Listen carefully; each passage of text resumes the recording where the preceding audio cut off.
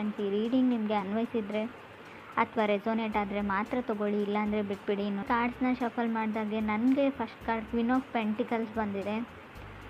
ಯಾವಾಗಲೂ ಹೇಳೋ ಹಾಗೆ first card is A strongest card ಅಂತ. ಕ್ವೀನ್ ಆಫ್ ಪೆಂಟಿಕಲ್ಸ್ ಬಂದಿರೋದ್ರಿಂದ ತುಂಬ ಹಣದ ಬಗ್ಗೆ ಯೋಚನೆ ಇದೆ. ಸೊ ನಿಮ್ಗೇನಾದರೂ ಮ್ಯಾಟರ್ ಆಗುತ್ತೆ ಒಂದು ವಿಷಯ ಅಂದರೆ ಅದು ಕೆಲಸದ ವಿಷಯ ಅಂತ ಅನಿಸುತ್ತೆ, ಸ್ಟೆಬಿಲಿಟಿ ಅಂತ ಅನಿಸುತ್ತೆ, ಬೀಯಿಂಗ್ ರೆಸ್ಪಾನ್ಸಿಬಲ್ ಪರ್ಸನ್ ಅಂತ ಅನಿಸುತ್ತೆ. ತುಂಬ ರೆಸ್ಪಾನ್ಸಿಬಿಲಿಟೀಸ್ನ ತೊಗೊಳ್ತಾ ಇದ್ದೀರಾ ನೀವು ಅಥವಾ ನೀವು ಕನೆಕ್ಟ್ ಆಗಿರೋ ಪಾರ್ಟ್ನರು. ಟೈಮ್ ಟು ಮ್ಯಾನೇಜ್ ಅಂತ ಹೇಳುತ್ತೆ. ಎಲ್ಲನೂ ಹೇಗೆ ಮ್ಯಾನೇಜ್ ಮಾಡ್ಕೊಂಡು ಹೋಗ್ತೀರಾ ಅನ್ನೋದ್ರ ಬಗ್ಗೆ. ಮೇ ಬಿ ನೀವು ಕನೆಕ್ಟ್ ಆಗಿರೋ ವ್ಯಕ್ತಿ ಅಥವಾ ನಿಮ್ಮ ಹಸ್ಬೆಂಡು, ವೈಫು, ಮೇ ಬಿ ಸಿಂಹರಾಶಿಯವರು ಇರ್ಬೋದು. ಕ್ವೀನ್ ಆಫ್ ಪೆಂಟಿಕಲ್ಸ್ ಸರ್ಟನ್ ಆರ್ಡರ್ಸ್ನ ಅಂತ ಹೇಳ್ಬೋದು. ಕೆಲವೊಂದು ಬಿಸ್ನೆಸ್ ಮಾಡ್ತಾಯಿದ್ರೆ ಕೆಲವು ಗೋಲ್ಸ್ನ ರೀಚ್ ಆಗಬೇಕು, ಡೆಡ್ಲೈನ್ ಮುಗಿಯೋದ್ರೊಳಗೆ ವರ್ಕ್ನ ಕಂಪ್ಲೀಟ್ ಮಾಡಬೇಕು. ಸೊ ತುಂಬ everything is taken care of ಅಂತ ಅನಿಸುತ್ತೆ. ಎಲ್ಲನೂ ಮ್ಯಾನೇಜ್ ಮಾಡ್ತಾ ಇದ್ದೀರಾ ನೀವು. ಸೊ ಮೇ ಬಿ ಕೆಲವ್ರಿಗಿದು ಹೊಸದಾಗಿ ಏನಾದರೂ ಯೂಶ್ವಲಿ ಏನಾದರೂ ಇನ್ವೆಸ್ಟ್ಮೆಂಟ್ ಮಾಡ್ತಾಯಿದ್ರು ಕೂಡ ಕ್ವೀನ್ ಆಫ್ ಪೆಂಟಿಕಲ್ಸ್ ಕಾರ್ಡ್ ಬಂದಿರುತ್ತೆ. ಯಾವುದ್ರ ಮೇಲಾದರೂ ಇನ್ವೆಸ್ಟ್ಮೆಂಟ್, ನಿಮ್ಮ ವೈಫು ನಿಮ್ಮ ಪಾರ್ಟ್ನರ್ಗೋಸ್ಕರನೋ ಏನಾದರೂ ಶಾಪಿಂಗ್ ಮಾಡ್ತಾಯಿದ್ರೆ, ಗಿಪ್ಪರ್ಟಿ ತೊಗೊಳ್ತಾ ಇದ್ರು ಕೂಡ ಈ ಕಾರ್ಡ್ ಬಂದಿರುತ್ತೆ. ಸೆಕೆಂಡ್ ಕಾರ್ಡ್ ನನಗೆ ಹ್ಯಾಂಗ್ ಮ್ಯಾನ್ ಬಂದಿದೆ. ಸೊ ಕೆಲವೊಮ್ಮೆ ಜಸ್ಟ್ ವೇಟ್ ಅಂತ ಹೇಳುತ್ತೆ. ಮೇ ಬಿ ಏನಾದರೂ ತೊಗೊಳ್ಬೇಕು ಅಂತ ಅಂದ್ಕೊಂಡಿದ್ರೆ, ಯಾರಿಗೋಸ್ಕರನಾದರೂ ಪರ್ಚೇಸ್ ಮಾಡ್ಕೊಳ್ತಾ ಇರ್ಬೋದು, ಎಲ್ಲಾದರೂ ಏನಾದರೂ ಇನ್ವೆಸ್ಟ್ ಮಾಡ್ತಾಯಿದ್ರು ಕೂಡ ಸೆಕೆಂಡ್ ಕಾರ್ಡ್ ಹ್ಯಾಂಗ್ ಮ್ಯಾನ್ ಬಂದಿರೋದು ವೇಟ್ ಅಂತ ಹೇಳ್ತಾ ಇದೆ ಕಾರ್ಡು. ಸ್ವಲ್ಪ ವಿಚಾರಿಸಿ ಅದ್ರ ಬಗ್ಗೆ ಪೇಪರ್ಸ್ನ, ಡಾಕ್ಯುಮೆಂಟ್ಸ್ನ ವೆರಿಫೈ ಚೆನ್ನಾಗಿ ಮಾಡಿಕೊಂಡು ಮುಂದುವರಿರಿ ಅಂತ ಹೇಳ್ಬೋದು. ಟೂ ಬ್ಯುಸಿ ಅಂತ ಅನಿಸುತ್ತೆ. ಸೊ ಮೇ ಬಿ ನಿಮ್ಮ ಪಾರ್ಟ್ನರ್ ನಿಮ್ಮ ಥರನೇ ಇರ್ಬೋದು. ಮಿರರಿಂಗ್ ಆಫ್ ಈಚ್ ಅದರ್ ಅಂತ ಹೇಳ್ತೀವಿ. ನೀವು ಹೇಗಿದ್ದೀರೋ ಆ ಪರ್ಸನ್ನು ಕೂಡ ಹಾಗೇ ಇದ್ದಾರೆ ಅಂತ ಹೇಳ್ಬೋದು. ನೀವು ನಿಮ್ಮ ಕೆಲಸ ಮತ್ತು ಹಣದ ಬಗ್ಗೆ ತುಂಬ ಯೋಚನೆ ಮಾಡ್ತೀರಾ, ಕೆರಿಯರ್ ಆ್ಯಂಡ್ ಮನಿ ಬಗ್ಗೆ. ಸೊ ಅದರ್ ಪರ್ಸನ್ನು ಆ ಥರನೇ ಇರೋ ಪರ್ಸನ್ ಜೊತೆ ನೀವು ಕನೆಕ್ಟ್ ಆಗಿದ್ದೀರಾ ಕೆಲವರು. ಸೊ ಮೇ ಬಿ ಮನೆ ತೊಗೊಳ್ಬೇಕು ಅಂತ ಡಿಸೈಡ್ ಮಾಡಿದ್ದೀರಾ, ಅಥವಾ ರೀಪ್ಲೇಸ್ ಮಾಡಬೇಕು ಕಾರು ಅಥವಾ ವೆಹಿಕಲ್ಸ್ನ, ಇದನ್ನು ಎಕ್ಸ್ಚೇಂಜ್ ಮಾಡಿ ಬೇರೆ ತೊಗೊಳ್ಬೇಕು, ಇದು ಹಳೇದಾಯಿತು. ಕೆಲವ್ರಿಗೆ difficulty to meet eye to eye ಅಂತ ಕಾರ್ಡ್ ಹೇಳುತ್ತೆ. ನೀವು ಕನೆಕ್ಟ್ ಆಗಿರೋ ಪರ್ಸನ್ನ ಅಥವಾ ಕನೆಕ್ಟ್ ಆಗಬೇಕು ಅಂತ ಅಂದ್ಕೊಂಡಿರೋ ಪರ್ಸನ್ ಕೂಡ ಕಣ್ಣಲ್ಲಿ ಕಣ್ಣಿಟ್ಟು ನೋಡೋಕೆ ಆಗ್ತಾ ಇಲ್ಲ ನಿಮಗೂ ಅಥವಾ ಅದರ್ ಪರ್ಸನ್ಗೂ ಅಂತ ಅನಿಸುತ್ತೆ. ಸೊ ಕೆಲವ್ರಿಗೆ ನೀವು ವೇಟ್ ಮಾಡು ಅಂತ ಹೇಳ್ತಾ ಇದ್ದೀರಾ ನೀವು ಅಥವಾ ಅದರ್ ಪರ್ಸನು. ಸೊ ಅವರಿಗೆ ಸೀರಿಯಸ್ ರಿಲೇಷನ್ಶಿಪ್ ಬೇಕಾಗಿದೆ, ಬಟ್ ನೀವು ಯಾವುದೇ ಡಿಸಿಷನ್ನ ಹೇಳ್ತಾ ಇಲ್ಲ ನೀವು ಅಥವಾ ಅದರ್ ಪರ್ಸನ್ನು. ಯಾವಾಗಲೂ ಅವ್ರನ್ನ ವೇಟ್ ಮಾಡು ಅಂತಲೇ ಹೇಳ್ತಾ ಇದ್ದೀರಾ. ಸೊ ತುಂಬ ಅವ್ರಿಗೆ ಗೊತ್ತಾಗ್ತಾ ಇಲ್ಲ ಲೈಫಲ್ಲಿ ಏನು ಆಗ್ತಾ ಇದೆ ಅಂತ. ಹ್ಯಾಂಗ್ ಮ್ಯಾನ್ ಇರೋದ್ರಿಂದ ತುಂಬ ದಿ ಕ್ಯಾಂಟ್ ಹ್ಯಾಂಡಲ್ ಅಂತ ಹೇಳ್ಬೋದು. ಕೆಲವು ವಿಷಯಗಳನ್ನ ಅವ್ರಿಗೆ ಮ್ಯಾನೇಜ್ ಮಾಡೋಕ್ಕಾಗ್ತಾ ಇಲ್ಲ. ಸೊ ಯಾರೂ ಮೂವ್ ಮಾಡೋಕ್ಕೆ ರೆಡಿ ಇಲ್ಲ, ನೀವಾಗಿರ್ಬೋದು ಅಥವಾ ಅದರ್ ಪರ್ಸನ್ನು. ಈ ಥರ ಹೇಳ್ತಾ ಇದ್ದೀನಿ ಅಂತ ತಪ್ಪು ತಿಳ್ಕೊಳ್ಬೇಡಿ, ನಿಮ್ಮ ಮನಸ್ಸಲ್ಲಿ ಏನಿದೆ ಅಂತ. ಸೊ ಕಾರ್ಡಲ್ಲಿ ಕೂಡ ನನಗೆ ಅರ್ಥ ಆಗ್ತಾ ಇಲ್ಲ. ಸೊ ಯಾವುದೇ ಡಿಸಿಷನ್ನ ತೊಗೊಳ್ಳೋಕ್ಕೆ ನೀವು ರೆಡಿ ಇಲ್ವೋ ಅಥವಾ ನೀವು ಕನೆಕ್ಟ್ ಆಗಿರೋ ಪರ್ಸನ್ ರೆಡಿ ಇಲ್ವೋ. ಮೇ ಬಿ ಥರ್ಡ್ ಕಾರ್ಡ್ ನನಗೆ 10 ಆಫ್ ವಾಂಡ್ಸ್ ಬಂದಿದೆ. ತುಂಬ ರೆಸ್ಪಾನ್ಸಿಬಿಲಿಟೀಸ್ ಇರ್ಬೋದು, ಇಲ್ಲ ಅಂತ ಹೇಳಲ್ಲ ನಾನು.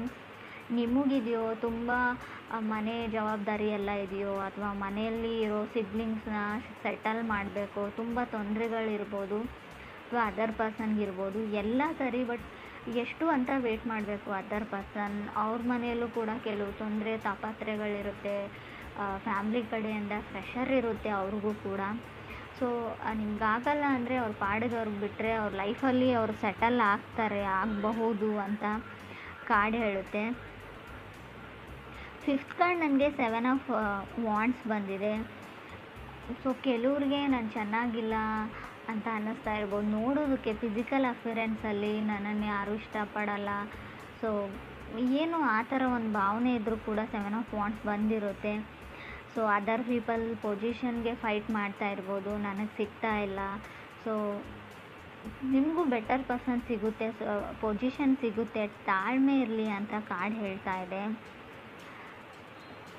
ಸೊ ಫಿಫ್ತ್ ಕಾರ್ಡ್ ನನಗೆ ಲವರ್ಸ್ ಕಾರ್ಡ್ ಬಂದಿದೆ. ಮೇ ಬಿ ಕೆಲವ್ರಿಗೆ ಲವರ್ಸ್ ಕಾರ್ಡ್ ಬಂದರೆ ವೆರಿ ಇಂಪಾರ್ಟೆಂಟ್ ಚಾಯ್ಸ್ ಇರೋ ಡಿಸಿಷನ್ನ ತೊಗೊಳ್ಬೇಕಾಗುತ್ತೆ. ಸೊ ಯೂನಿಯನ್ನ ಹೇಳುತ್ತೆ. ಕೆಲವೊಮ್ಮೆ ಲವರ್ಸ್ ಕಾರ್ಡ್ ನಿಮ್ಮ ಎಕ್ಸು ಕಮ್‌ಬ್ಯಾಕ್ ಆಗೋದನ್ನು ಕೂಡ ರೀಪ್ರೆಸೆಂಟ್ ಮಾಡುತ್ತೆ, ಅಥವಾ ನೀವು ಒಂದು ರೀಕನೆಕ್ಟ್ ಆಗಬೇಕು ಅನ್ನೋ ಒಂದು ಮಿಷನ್ನಲ್ಲಿ, ಸೊ ಪರ್ಪೋಸಲ್ಲಿ ಮೂವ್ ಆಗ್ತೀರಾ. ಸೊ ಗಾರ್ಡನ್ ಮಾಡ್ತೀರಾ ಆ ವ್ಯಕ್ತಿ ಮುಂದೆ ಅಂತ ಹೇಳ್ಬೋದು. ಸೋಲ್ತೀರಾ, ಎಲ್ಲದಕ್ಕೂ ರೆಡಿ ಅಂತ ಹೇಳ್ತೀರಾ, ಎಸ್ ಅಂತ ಹೇಳ್ತೀರಾ ಅಂತ ಕೂಡ ಕಾರ್ಡ್ ಹೇಳ್ತಾ ಇದೆ. 6th ಕಾರ್ಡ್ ನನಗೆ ಎಂಪ್ರರ್ ಬಂದಿದೆ. ಎಂಪ್ರರ್ ಓನ್ ಯುವರ್ ಪವರ್ ಅಂತ ಹೇಳುತ್ತೆ. ನೀವು ನಿಮ್ಮ ಪಾರ್ಟ್ನರ್ಗೋಸ್ಕರ ಗಿಫ್ಟ್ನ ಬೈ ಮಾಡ್ತಿದ್ದೀರೋ, ಆಲ್ರೆಡಿ ಆ ಗಿಫ್ಟ್ನ ಅವರಿಗೆ ಪ್ರೆಸೆಂಟ್ ಮಾಡಿರ್ಬೋದು, ಅಥವಾ ಅದರ್ ಪರ್ಸನ್ ನಿಮಗೋಸ್ಕರ ಏನಾದರೂ ಮಾಡ್ತಾ ಇರ್ಬೋದು ಅಂತ ಕೂಡ ಕಾರ್ಡ್ ಹೇಳ್ತಾ ಇದೆ. ಸೊ ಕೆಲವ್ರಿಗೆ ಯಾರಿಗಾದ್ರೂ ನೀವು ಸಾರಿ ಕೇಳಬೇಕು, ಅಪಾಲಜಿ ಕೇಳಬೇಕು ಅಂತ ಅಂದ್ಕೊಂಡಿದ್ರು ಕೂಡ ಎಂಪ್ರರ್ ಯಾವ ಥರ ಅಂದರೆ, ನೀವು ಸಾರಿ ಕೇಳೋ ಅವಶ್ಯಕತೆ ಇಲ್ಲ, ನೀವು ಮಾಡಿದ ಸರಿಯಾಗೇ ಇದೆ ಅಂತ ಕಾರ್ಡ್ ಹೇಳುತ್ತೆ. ಮೇ ಬಿ ಇದು ಕೆಲವ್ರಿಗೆ ಮಾತ್ರ ಅನ್ವಯಿಸುತ್ತೆ ಫ್ರೆಂಡ್ಸ್, ಎಲ್ರಿಗೂ ಅಲ್ಲ. ನಾನು ಹೇಳ್ತಾ ಇರೋದನ್ನು ತಪ್ಪಾಗಿ ತಿಳ್ಕೊಳ್ಬೇಡಿ, ನಾನು ಏನೇ ಮಾಡಿದರೂ ಸರಿಯಾಗಿ ಮಾಡ್ತೀನಿ ಅಂತ. ಕೆಲವೊಮ್ಮೆ ಕೆಲವ್ರಿಗೆ ಯಾರಿಗಾದ್ರೂ ನೀವು ಕ್ಷಮೆ ಕೇಳಬೇಕು ಅಂತ ಅಂದ್ಕೊಂಡಿದ್ರೆ ನಾಟ್ ಗುಡ್ ಅಂತ ಕಾರ್ಡ್ ಹೇಳುತ್ತೆ. ಸೊ ನಿಮಗೆ ನೀವು ಟ್ರೂ ಟು ಯುವರ್ ಸೆಲ್ಫ್ ಅಂತ ಕಾರ್ಡ್ ಹೇಳುತ್ತೆ. ನಿಮಗೆ ನೀವು ಆತ್ಮಸಾಕ್ಷಿಯಿಂದ ಏನಾದರೂ ಮಾಡ್ತಾ ಇದ್ದರೆ, ನಿಮಗೆ ನೀವು ಆತ್ಮವಂಚನೆ ಮಾಡ್ಕೊಳ್ತಾ ಇಲ್ಲ ಅಂದರೆ, ನಿಮಗೆ ನೀವು ಮಾಡ್ತಾ ಇರೋದು ಸರಿಯಾಗಿದೆ ಅಂತ ಅನಿಸಿದರೆ ಖಂಡಿತವಾಗ್ಲೂ ಅದನ್ನು ಮಾಡಿ. ನೀವು ಸುಮ್ಮನೆ ಯಾರೋ ಹೇಳಿದ್ರು ಅಂತ ಯಾರಿಗೋ ಅಪಾಲಜಿ ಕೇಳೋವಂಥ ಅವಶ್ಯಕತೆ ಇಲ್ಲ. ನೀವು ತಪ್ಪಿಲ್ಲ ಅಂತ ನಿಮ್ಗೆ ಗೊತ್ತಿದ್ದರೆ, 100% ಶೋರ್ ಇದ್ದರೆ ಖಂಡಿತ ಅದರ ಅವಶ್ಯಕತೆ ಇಲ್ಲ ಅಂತ ಕಾರ್ಡ್ ಹೇಳುತ್ತೆ.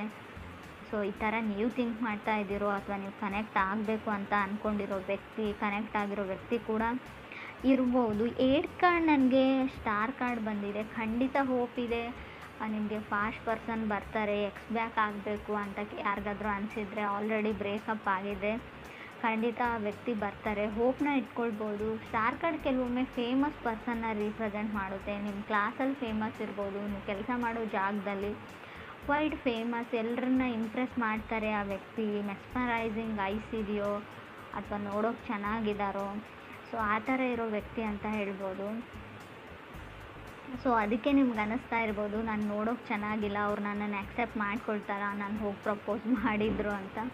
ಸೊ ಆ ಥರ ಡೌಟ್ ಇರ್ಬೋದು. 9th ಕಾರ್ಡ್ ನನಗೆ 9 ಆಫ್ ವಾಂಡ್ಸ್ ಬಂದಿದೆ. 9 ಆಫ್ ವಾಂಡ್ಸ್ ಇನ್ಸ್ಪಿರೇಷನ್ ಕಾರ್ಡ್ ಅಂತ ಹೇಳ್ತೀವಿ. ನೀವು ಯಾರನ್ನಾದ್ರೂ ಇನ್ಸ್ಪೈರ್ ಮಾಡ್ಬೋದು, ಅಥವಾ ನೀವೇ ಇನ್ಸ್ಪೈರ್ಡ್ ಆಗ್ಬೋದು ಎಲ್ಲಿಂದಾದರೂ ಅಂತ ಅನಿಸುತ್ತೆ. ಗುಡ್ ಲಕ್ ಅಂತ ಹೇಳ್ಬೋದು. 9 ಆಫ್ ವಾಂಡ್ಸ್ ಮೇ ಬಿ ಸ್ವಲ್ಪ ಒಂಟಿಯಾಗಿರಬೇಕಾಗುತ್ತೆ. 9 ಆಫ್ ವಾಂಡ್ಸ್ ಬಂದರೆ ಯಾರೂ ನಿಮಗೆ ಸಾಥ್ ಕೊಡೋಲ್ಲ. ಕೆಲಸ ಮುಗಿದು ಸಕ್ಸಸ್ ಆದಮೇಲೆ ಸೊ ತುಂಬ ಜನ ನಿಮ್ಮ ಜೊತೆಗಿರ್ತಾರೆ, ಬಟ್ ಆ ಕೆಲಸನ ಕಂಪ್ಲೀಟ್ ಮಾಡೋದ್ರಲ್ಲಿರೋ ಸ್ಟ್ರಗಲಲ್ಲಿ ಯಾರೂ ನಿಮಗೆ ಸಪೋರ್ಟ್ ಮಾಡಲ್ಲ ಅಂತ ಅನಿಸುತ್ತೆ ನನಗೆ. ಕಾರ್ಡ್ ಕೂಡ ಅದನ್ನೇ ಹೇಳ್ತಾ ಇದೆ.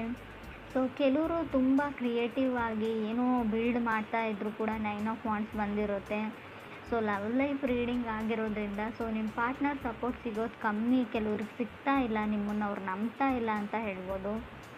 ಸೊ ಮೇ ಬಿ ಅಫಿಷಿಯಲಿ ಅವ್ರಿಗೇನೋ ಬೇಕಾಗಿದೆ, ಅಫಿಷಿಯಲಿ ಅವ್ರು ನೀವು ಮದುವೆ ಆಗಬೇಕು, ಅಥವಾ ಅಲ್ಲಿವರೆಗೂ ಅವ್ರಿಗೆ ನಂಬಿಕೆ ಬರಲ್ಲ, ನೀವೇನೇ ಹೇಳಿದ್ರು ಅವ್ರು ನಂಬ್ತಾ ಇಲ್ಲ ಅಂತ ಹೇಳ್ಬೋದು. 10th ಕಾರ್ಡ್ ನನಗೆ ಹರ್ಮೆಟ್ ಕಾರ್ಡ್ ಬಂದಿದೆ. ಸೊ ತುಂಬ ಟ್ರಸ್ಟ್ ಇಶ್ಯೂಸ್ ಇದೆ ಅಂತ ಹೇಳ್ಬೋದು. ನಂಬಿಕೆ ಪ್ರಶ್ನೆ, ನಿಮ್ಮನ್ನು ನಂಬೋಕ್ಕಾಗ್ತಾ ಇಲ್ಲ, ನಿಮ್ಮನ್ನು ನಂಬೋದಾ, ನಾನು ನಿಮಗೋಸ್ಕರ ವೇಟ್ ಮಾಡ್ಬೋದಾ ಅನ್ನೋ ಥಾಟ್ ಎಲ್ಲ ಬರ್ತಾ ಇದೆ ಅವ್ರಿಗೆ.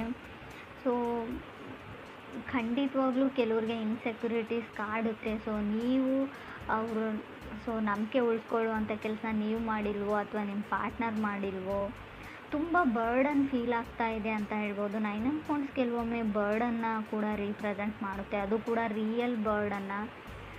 ಸೊ ಇನ್ನೇನು ಆ ವ್ಯಕ್ತಿ ಮನಸ್ಸನ್ನ ನೀವು ಪರಿವರ್ತನೆ ಮಾಡಿರ್ತೀರ, ಕನ್ವಿನ್ಸ್ ಮಾಡಿರ್ತೀರ ಅಪಾಲಜಿ ಕೇಳಿ. ಸೊ ಸಡನ್ನಾಗಿ ಅವ್ರು ನೀವು ಹಾಕಿರೋ ಎಫರ್ಟ್ಸ್ನೆಲ್ಲ ಬಿಟ್ಬಿಟ್ಟು ಮತ್ತೆ ಹಳೇ ಹರ್ಟ್ ಕಡೆ ಹೋಗಿಬಿಡ್ತಾರೆ. ನೀವು ಹಾಗೆ ಹೇಳಿದ್ರಿ ನನಗೆ, ಹೀಗೆ ಮಾಡಿದ್ರಿ ನನಗೆ. ಸೊ ಅದು ಹಳೇದನ್ನು ಅವ್ರು ಬಿಡ್ತಾ ಇಲ್ಲ. ನೀವು ಹೊಸದಾಗಿ ಏನೇ ಎಫರ್ಟ್ ಹಾಕಿದ್ರು ಕೂಡ, ಏನೇ ಟ್ರೈ ಮಾಡಿದರೂ ಕೂಡ ಅವ್ರ ಮನಸ್ಸು ಆ ಕಡೆನೇ ಹೋಗುತ್ತೆ, ಫಾಸ್ಟ್ ಕಡೆಗೆ ಅಂತ ಹೇಳ್ಬೋದು. ಸೊ ಮೇ ಬಿ ಸೊ ಅವ್ರಿಗೇನೋ ಗೊತ್ತಿಲ್ಲ, ಇನ್ಸೆಕ್ಯೂರಿಟೀಸ್ ಇದೆ, ಅವ್ರು ನಿಮ್ಮನ್ನು ನಂಬೋಕ್ಕಾಗ್ತಾ ಇಲ್ಲ. ಅಗೇನ್ ಸಮಥಿಂಗ್ ನೀವು ಅವ್ರಿಗಿರೋ ಭಾವನೆಗೂ ಕೂಡ ರೆಸ್ಪೆಕ್ಟ್ ಕೊಡಿ, ಅವ್ರಿಗೆ ಹೆಲ್ಪ್ ಮಾಡಿ. ಮೆಂಟಲಿ ಏನಿದೆ ತಲೆ ಒಳಗೆ ಅದನ್ನು ತೆಗಿಯೋಕ್ಕೆ ಹೆಲ್ಪ್ ಮಾಡಿದರೆ ಖಂಡಿತವಾಗ್ಲೂ ಒಂದು ಒಳ್ಳೆ ಎಂಡ್ ಅಂತ ಹೇಳ್ಬೋದು, ರಿಸಲ್ಟ್ ಸಿಗುತ್ತೆ ಅಂತ ಕೂಡ ಕಾರ್ಡ್ ಹೇಳುತ್ತೆ.